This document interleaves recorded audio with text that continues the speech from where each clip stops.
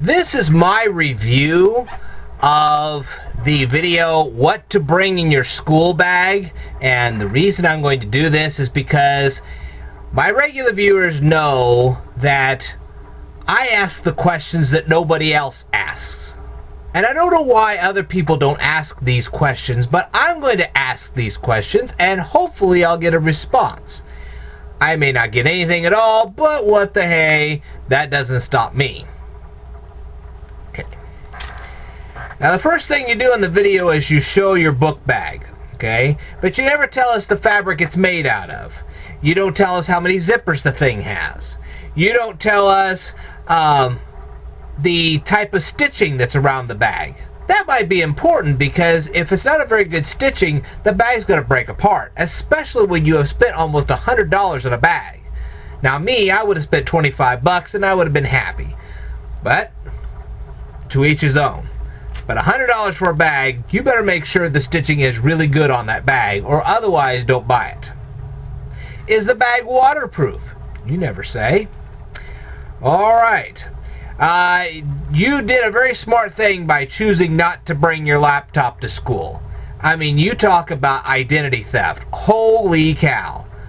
I don't think I would bring my laptop to college, even if I had one. I don't even bring my little, I just got one this year. It's a tablet. I got a tablet this year. And I can tell you what, I wouldn't bring that to college, much less high school. Leave that kind of stuff at home. You really need to do that, okay? You were showing us what the wristlet was. I'd like for you to elaborate on that just a little bit, because there's a lot of people out there that have never heard of a wristlet before. I hadn't heard of a wristlet myself until I saw it through your video, so I got a little bit of an education myself. When I went to school, there were no such things as wristlets, at least not that I ever knew of. Of course, then again, I went to a rural school, so there you go. Okay, you said your straps were padded on the backpack. What were they padded with? What kind of material was used to pad the straps? You never say. Now, one of the things about backpacks is you don't really want to fill them up too much, because if you do, and you constantly have that weight on your back, it can cause some spinal cord injuries. So that's something to be very much aware of. Okay? It's interesting to see scented hand sanitizer. I had never even heard of such a thing until I watched your video. That's interesting. Then you showed your iPhone 4. Let me tell you something. I grew up in the time where Bill Gates and Steve Jobs was actually working together. They worked together for a while. Yeah. But the thing about the iPhone is that Steve Jobs made every bit of his products proprietary. That means that if something breaks, you have to take it to one of his stores. You can't just take it to be serviced anywhere. You have to take it to one of his stores to get it serviced. I never believed in that. When I build computers, and I have built computers, I like to do it myself. I don't want somebody doing that kind of work for me. That's just my preference. Okay? So, I'm not into the proprietary iPhone. I have a phone. It is not an iPhone. And I probably never will have an iPhone. I just don't like them because they're proprietary. Alright. Then you say you have to buy your own school ID? Wow. Even in college, as far as I know, you don't have to buy your ID. Wow. That's unique. How much did you have to spend for that ID? I'd really like to know about this. Gee, your school is so fancy that you have to buy your own ID? How do they expect the kids to be able to afford to buy the ID? That's really nice. What if you have a poor parent? They can't afford it. Now what? Okay. You did mention in your video that some teachers just frown on you chewing gum. If I was a teacher, I'd frown on it too. Probably wouldn't let you do your mint thing either. There's really no need of that. And the thing is, the reason is that I would probably teach you techniques, as I'm going to tell you right now, to alleviate your stress so you don't have to worry about such things.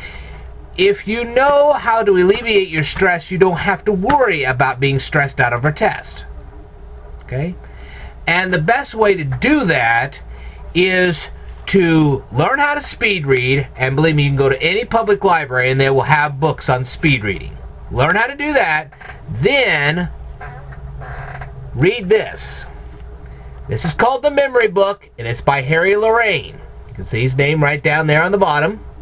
Read that, and after you do all that, I would invite you to come to my channel where I have a whole ton of educational videos where you can apply your speed reading techniques and your memory skills that you acquire from this, and then you won't stress out on tests anymore. At least there'll be a lot of material you will not have to stress out on anymore, because I present a lot of stuff on my YouTube channel. So I invite you to come over, learn all my stuff, and apply it to your schooling. Okay?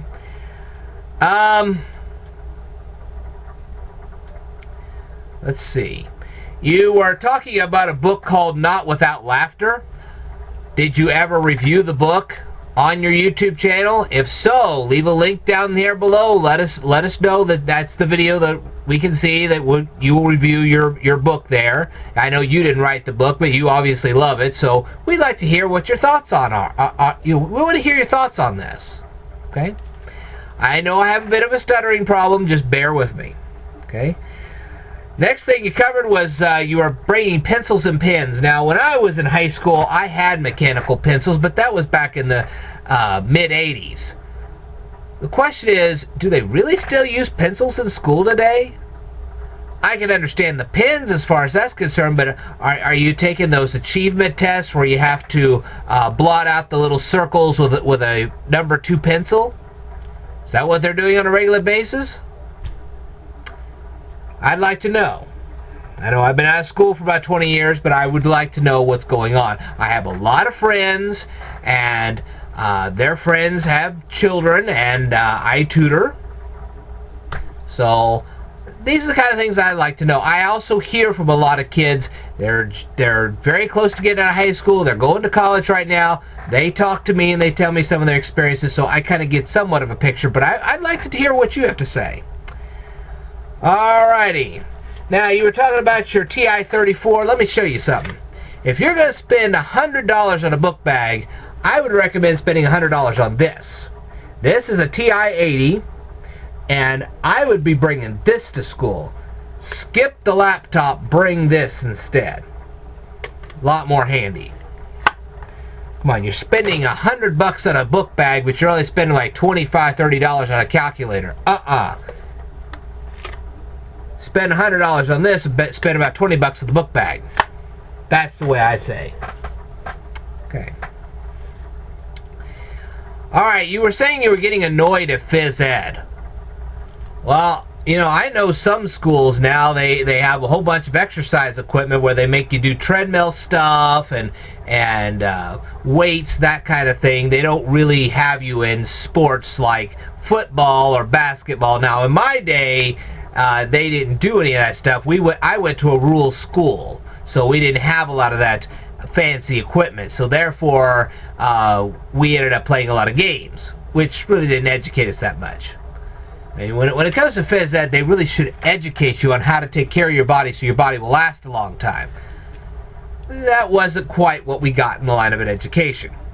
I'm sure things are different, and I probably should produce some videos that really will be phys ed videos. Teach you how to actually exercise. But that's for a different time and a different video. We'll talk about that later. Alright, now you had a mini hairbrush that you were bringing with you, and I noticed that thing had plastic bristles. Do you ever have the time where you're brushing your hair with that thing and the bristles break? I'm sure a lot of people would like to know about that kind of experience. Do you have a particular preference in the hairbrush you buy because you feel the bristles and the hairbrush are stronger in that than they would be in something else?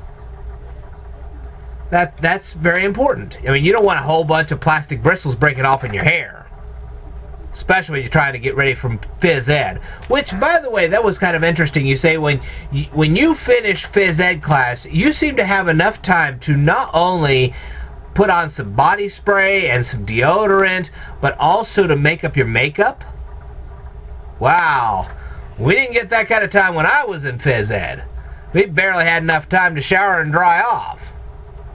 So, yeah, that's very interesting. Okay. And then you said that you share your deodorant with your friends. Does the word hygiene come into play? I mean, do you really know these people well enough to be willing to share your deodorant with them? I'd be a little leery about that. Okay. And by the way, the water bottles, they come from the Brita Corporation. And if you want me to, I'd be happy to make a video all about the Brita Corporation, how they got started, who was the founder, whole 9 yards. All you have to do is ask, and I will do that for you, just for tolerating watching me and answering my questions. I tell you what, if you answer my questions, I will happily make you a video about the Brita Water Corporation, telling you all the details you'd ever want to know about Brita water bottles. Anyway, I'd like to hear your answers to these questions. I think there's going to be a lot of people that want to hear the answers to these questions. So, we'll see how this one goes. Alright, I will tell you more in a future video, so stay tuned.